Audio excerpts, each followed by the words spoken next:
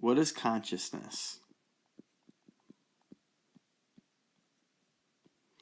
This is something that has been very hard to define, as science has not yet been able to pin down, and religion has wrestled with it.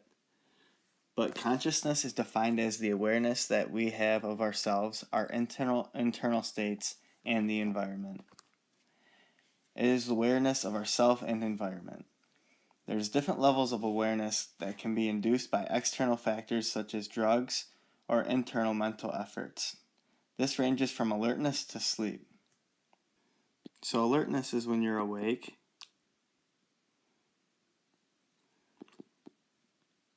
Daydreaming is when you feel more relaxed, not as focused, and you can also be in a light meditation that is self-induced. And then there's drowsiness,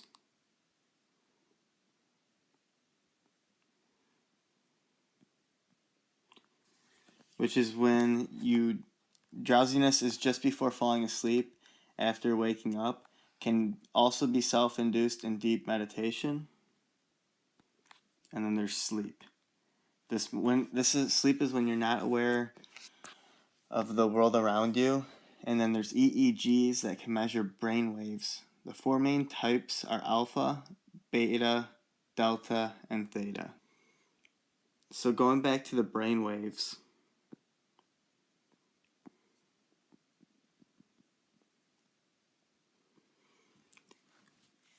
we look at the beta, which has 13 to 30 hertz, and this is associated with awake, concentration, increased stress, anxiety, restlessness, constant alertness, and that's the beta brainwave. And then the alpha waves are 18 to 13 hertz, and this is in daydreaming. Disappear in drowsiness but reappear in deep sleep during relaxation. And then there's theta waves. This is drowsiness right after you fall asleep. And then delta waves, deep sleep or coma. So delta is deep sleep or coma. And then in sleep, the waves vary by stage.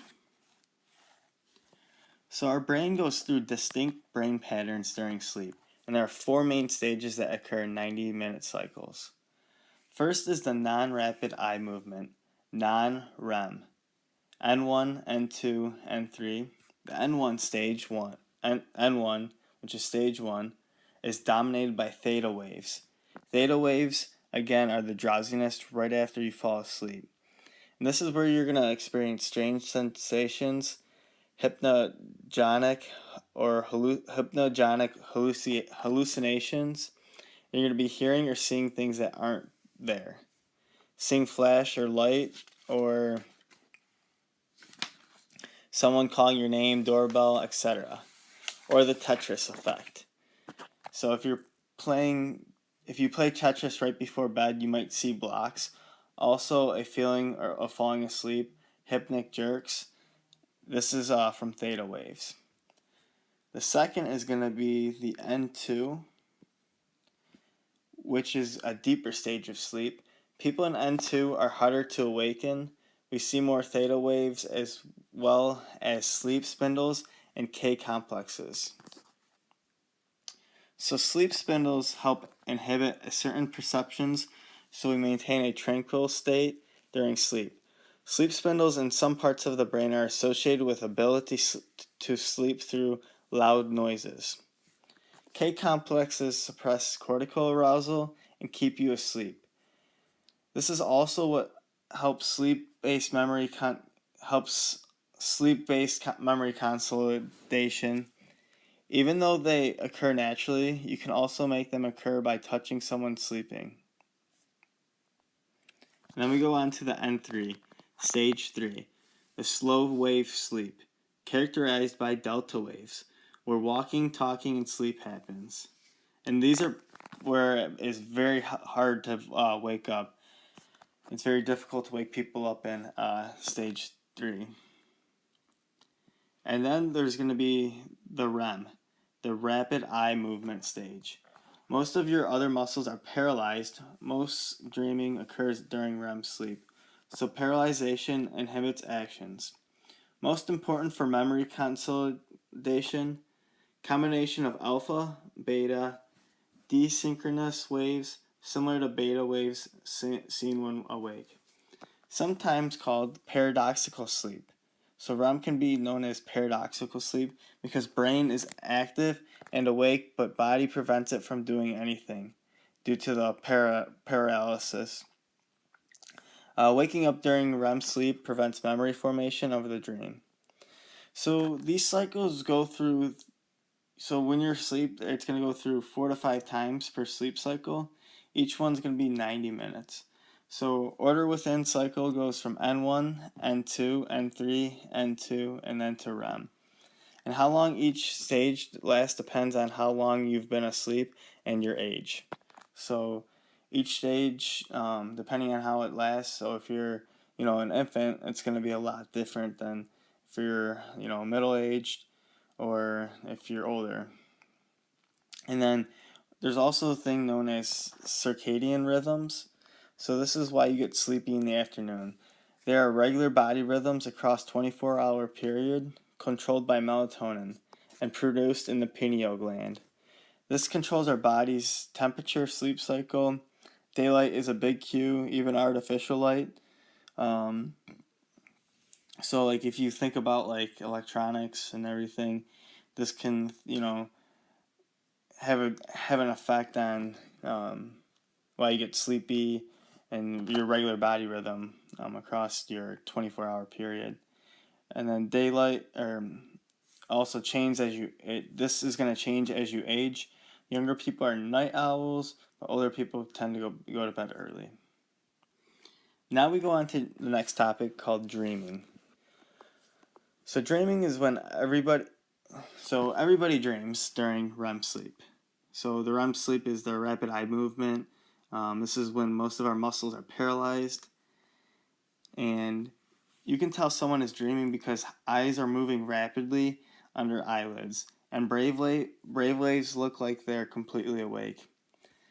The activity in prefrontal cortex during REM sleep is decreased, part responsible for logic.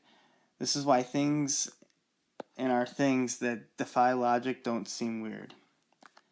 Now we look at something very important is Sigmund Freud.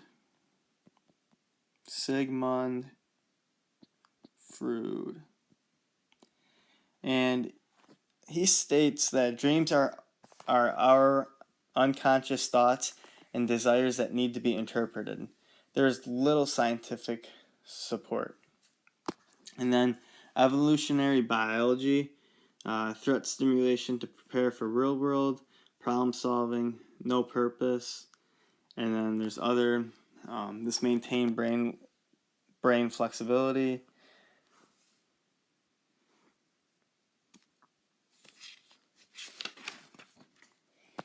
So looking at dream theories by Freud and activation synthesis hypothesis, do our dreams have a meaning? Sigmund Freud's theory of dreams says dreams represent our unconscious feelings and thoughts, like an iceberg. So what happens? Manifest content. So an example could be like a monster chasing you. What is the hidden meaning? Latent content. Job pushing you out. So you could be dreaming about these things. And then this can help us resolve and identify hidden conflict. The activation synthesis hypothesis is brain gets a lot of neural impulses in brainstem, which is sometimes interpreted by the frontal cortex. The brainstem equals activation and the cortex equals synthesis. Our brain is simply trying to find meaning from random brain activity, therefore might not have meaning. Now we go over to sleep disorders.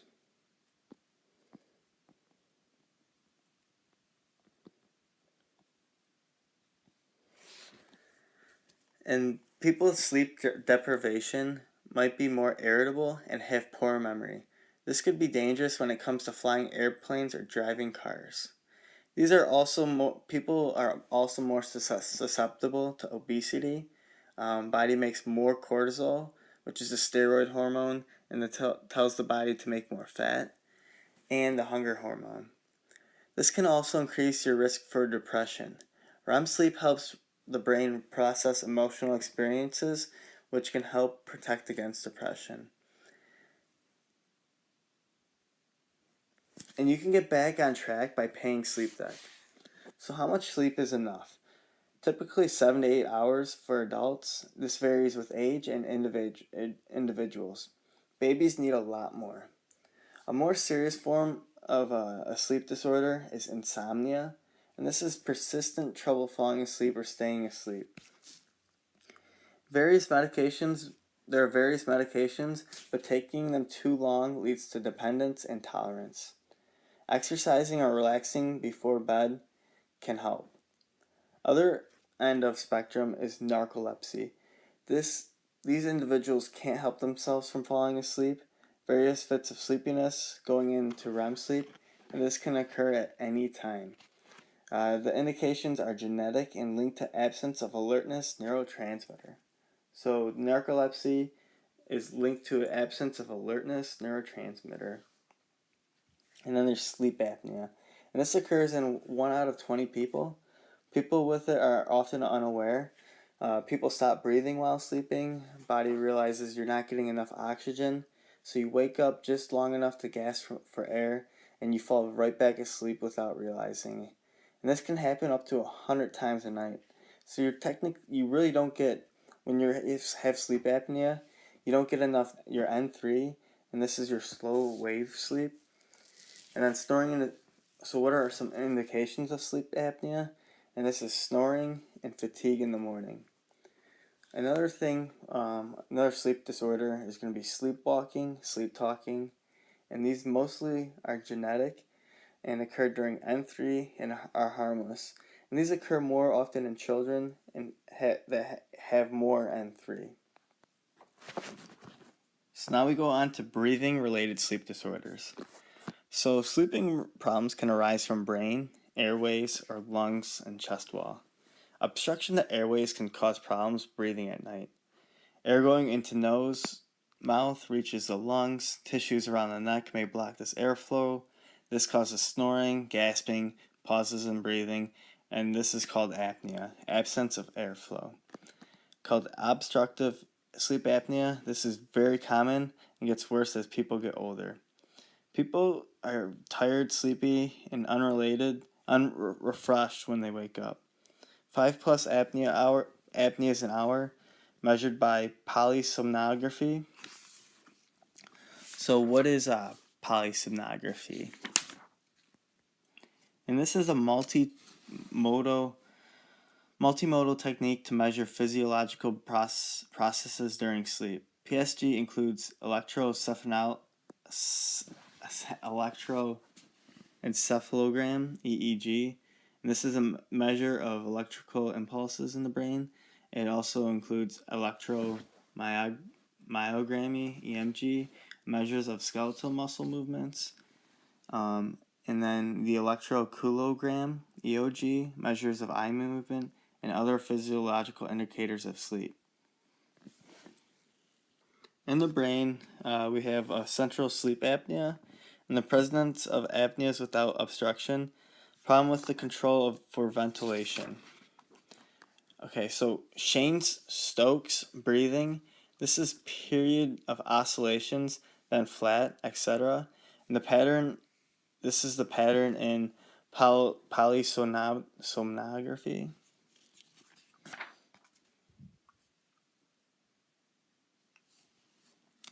And then in the lungs or chest walls, hyperventilation can occur. So high CO2, low oxygen, and then caused by medication, obesity. Chronically elevated CO2 can lead to right-sided heart failure. Now we go on to hypnosis and meditation. So hypnotism usually involves getting a person to relax and focus on breathing, and they become more susceptible to suggestion in this state, but only if they want to. So only if the person wants to be in this state, and they become very relaxed and focused. So more alpha waves in this stage, There are more alpha waves in the stage, and awake, which is an awake but relaxed state.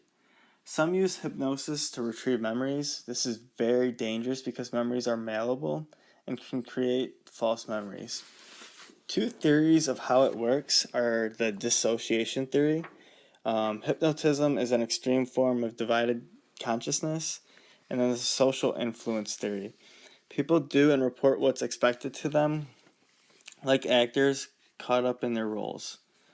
Refocused attention, so sometimes it's used to treat pain, and then reduced activity in areas that process sensory input. Although it doesn't block it out, it might inhibit attention. And then meditation is training to self-regulate their attention and awareness. This can be guided and focused on something particular like breathing, but meditation can also be unfocused. The mind wanders freely. There's more alpha waves than normal relaxation and light meditation. In deep meditation, they have increased theta waves in the brain. And people who regularly go to deep meditation, increased activity in prefrontal cortex, right hippocampus, and right anterior insula, increased attention control, and this is the goal of meditation. So the goal of meditation is to increase attention control, and this might be helpful for people with ADHD or in aging.